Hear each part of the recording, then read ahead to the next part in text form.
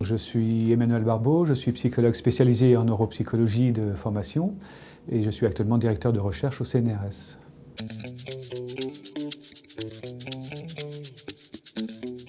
On s'intéresse à des processus de mémorisation. Il y a deux processus qui s'opposent en quelque sorte et qui permettent de mieux mémoriser une information. Il y a d'une part l'effet de nouveauté. Par exemple, on peut rencontrer une personne qu'on n'a jamais vue dans le couloir de son bureau. Et le fait qu'elle soit nouvelle fait qu'on mémorise plus facilement son visage. Donc c'est un phénomène qui fonctionne très bien pour mémoriser de nouvelles informations. Il y a un autre processus qui facilite la mémorisation, c'est de connaître des informations sur l'information qu'on va mémoriser. Donc d'un côté, on a l'effet de nouveauté, de l'autre côté, on a un autre effet qu'on appelle l'effet de familiarité. Je sais déjà des choses sur la LID. Et les deux sont en interaction chez le sujet normal. Les deux facilitent la mémorisation de nouvelles informations. Et la question qu'on s'est posée, c'est est-ce que ces deux mécanismes fonctionnent chez le patient présentant une maladie d'Alzheimer au stade prédémentiel ou pas, et dans quelle mesure on pouvait s'appuyer sur l'un ou l'autre de ces processus pour mettre en place des stratégies d'aide mnésique pour retarder l'entrée dans la démence.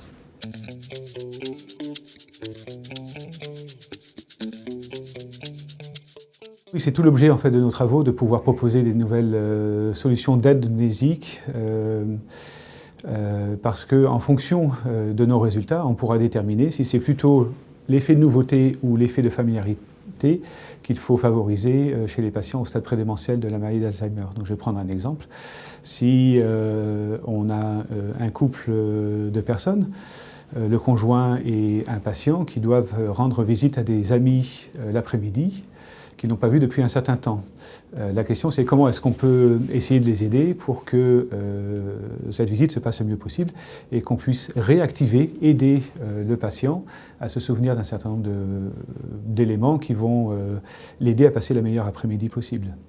Donc par exemple, est-ce qu'il y a besoin de lui rappeler la dernière fois où ils ont vu ces amis-là, quels sont les prénoms des amis qu'ils vont aller voir, quels sont les événements saillants, les épisodes importants qu'il faudrait se remémorer pour avoir une conversation qui soit fluide.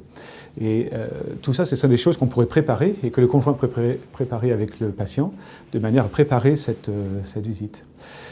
Mais ça, c'est un conseil qu'on peut donner, mais c'est encore mieux si on peut donner un conseil fondé sur la compréhension des mécanismes qui vont aider le patient au stade prédémentiel.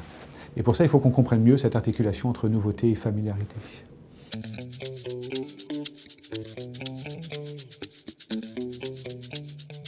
Oui, le prix que nous avons reçu d'Harmonie Mutuelle en fait, nous a permis de conduire deux études en parallèle, l'une en IRM fonctionnel, dans laquelle nous avons étudié l'activation cérébrale de patients au stade prédémentiel de la maladie d'Alzheimer et des sujets contrôle appariés.